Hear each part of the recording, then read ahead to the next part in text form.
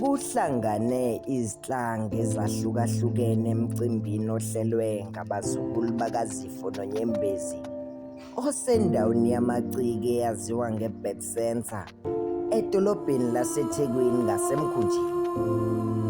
Okuhlekisa abahleli bomcimbi nje ukuthi nalamajonga amhloshana agqoka izimpahla okungangena abantu ababili kuzo ayawuthanda umaskandi, kodwa sekuyikho nje ukuthi ziyafihla inkalakatha lezi. UThabani uyatatazela uphanti phezulu ulungiselela ukungena esiteji. Akasazi manje ukuthi umqhele wakhe ushonile. eShelby's igama likaThabani uMC. Esethi uphuthuma khona phela uThabani ebanjwe enye insizwa endala angayazi nokuthi eyakini. Noma usothi uyayibhekisisa kukho okufikayo emqondweni ukuthi khona la sekwayibonela khona.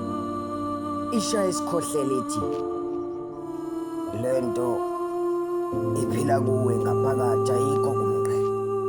Qede lapha imphushe kancane ngenhloso yokumkhumbuza ukuthi akaphuthume ngakhona esiteji. Useshona khona nje uThabani ngokukhulu ukuzethemba nangendlela sahamba ngayo sishintshile ngathi uphethe izinto ezisindayo inkosi impela. Efike esiteji amukela umbhobho ku-MC bese iyaqala. Uqala nje nomuntu okude uyabona ukuthi leya ndoda engazuthi inovalo oluncanyana kodwa futhi ukuzethemba khona phezu kwalo uvalo. Inqalo, amandla emahlombe ahlusulwe uthando lwabathile esibathembile.